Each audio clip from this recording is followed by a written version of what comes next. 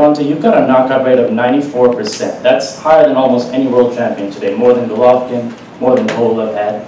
Do you consider yourself a fighter who looks for the knockout? Do you like to bring the hurt to the other guy, or you're just trying to win, see what happens, and if the knockout comes there, you'll take it?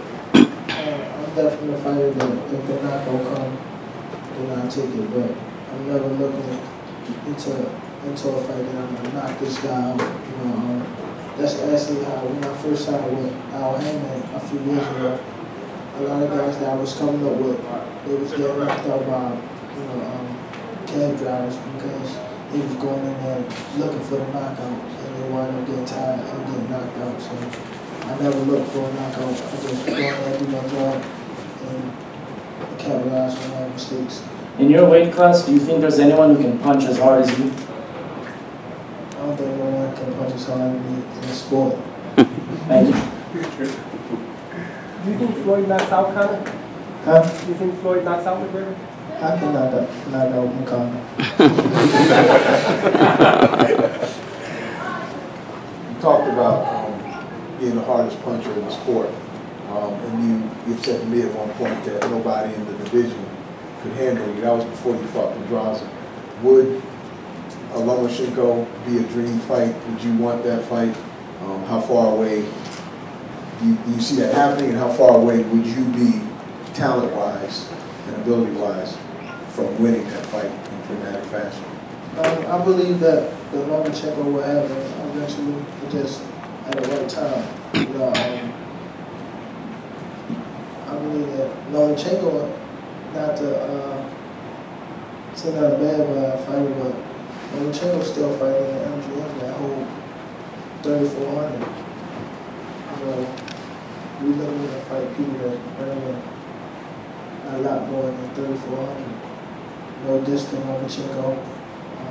He's a great fighter. And down the road we will meet. If not, my career still will be successful. How's that fight go? I'll be on top. I believe that.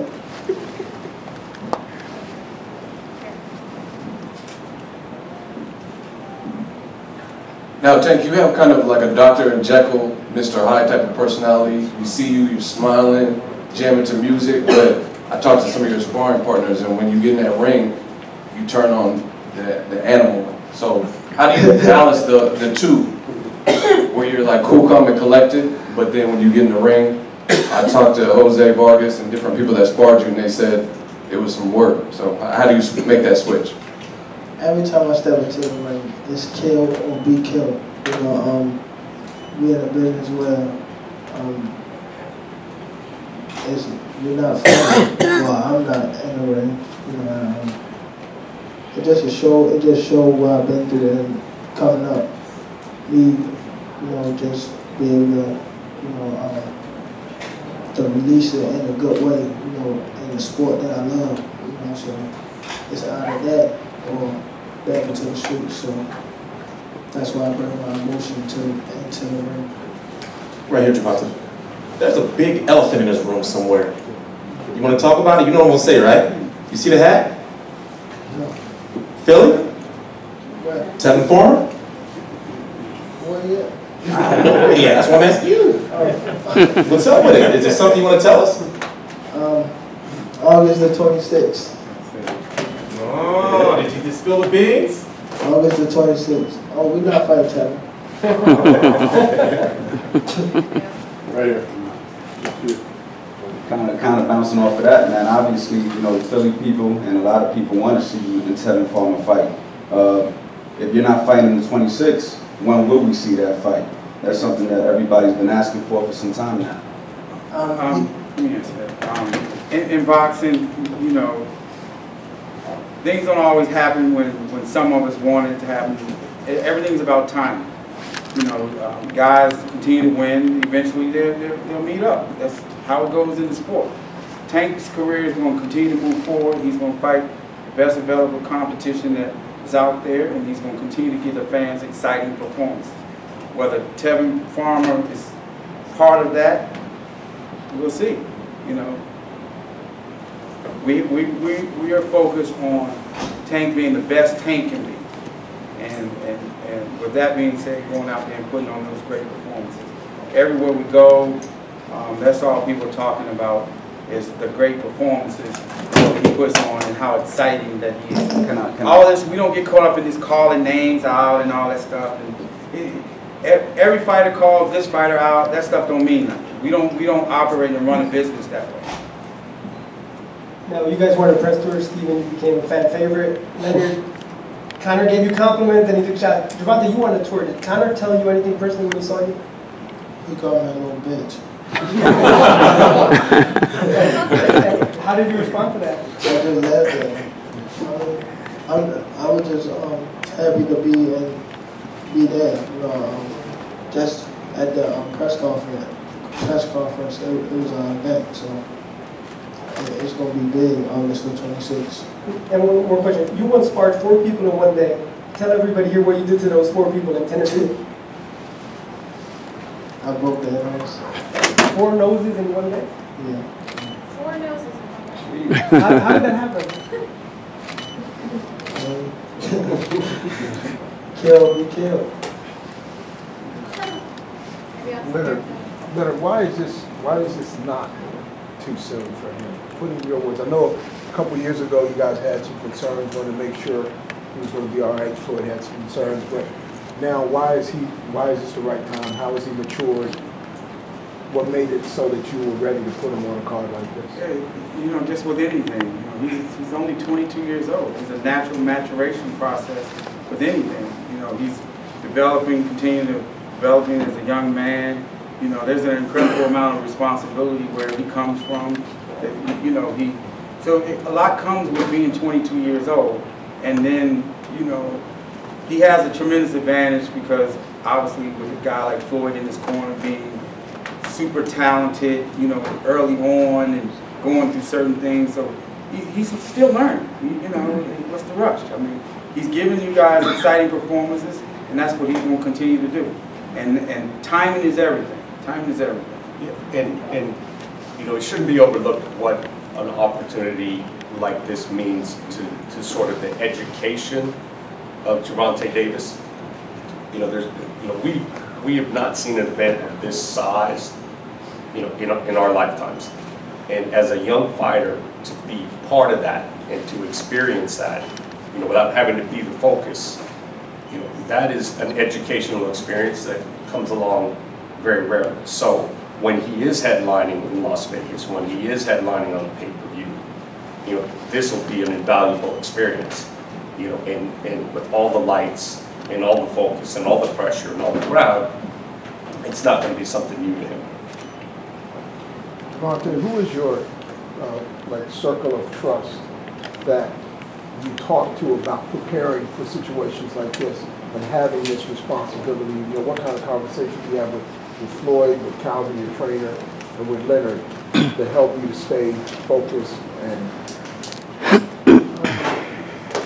I really don't have to talk to anyone to be focused, you know, but just I know and I believe in my team. You know, every last one of them, to my trainer, to my manager, to my promoters. You know, I believe in they do their job, and it's up to me to stay focused, to do my job. So I believe that as long as I have my team and I believe in my team, you know, I'm headed to take over the sport of boxing. With the Under Armour deal, obviously they're located in Baltimore. What's the shared vision for you and them with raising the visibility of your brand and moving forward with it? That's the question, basically. What's the shared vision for you, your expectations for them to take your brand? Just to the top, you know, in the ring and out there, you know, actually, I want to be able to come back to not just Baltimore, but all over to help the kids. You know, not just in boxing. You know, I want to be able to travel the world, build my brand, build their brand, and just help. You know, help do what I can. Is that something you intend to be more hands-on with some of the development of the apparel and stuff? Is it certain expectations that you have for them to meet? Most definitely. And I also want to ask if we coming out with my clothing line coming soon. Before I believe the 20th of August or the 6th of August. Gervonta, you know, going back to a point earlier that Stephen said about this upcoming fight being an invaluable experience for you. I mean, the last two fights have been very big, invaluable experiences, fighting here and fighting over there in England, your first title defense, which is not an easy thing to do. You know, what do you take away from, you know, fighting here back in January, beating Pedraza, and then going all the way to England in your first title defense, not just as a boxer, but also, you know, in a mental game and, you know, getting ahead maturity-wise, because you're at 22 years old, you're at a level mature, mental and physically and talent-wise, far ahead than almost any boxer at this point in their careers. I believe that, you know, again, I'm made for it. You know, I believe I'm here for a reason. You know, they put me on the stage for a reason. They believe that I could do it, and I believe I can do it. You know, so it's all about us believing in each other. You know, my team believe in me, and I believe in my team. And they move me at a fast pace. You know, and I can't just turn my back on them like that. You know, I have to live up to what they believe in. We'll take one more and then we're going to wrap it up. Anything else? Is there any pressure in that? Do you feel any pressure in having to rise and to move at the pace that Steve was talking about? It's also not if it was too much pressure, I would let them know. But I believe that my team been doing a great job, you know, and of course I've been doing a great job. We here to take over the sport. Thanks for about that. You want to wrap it up? Winner?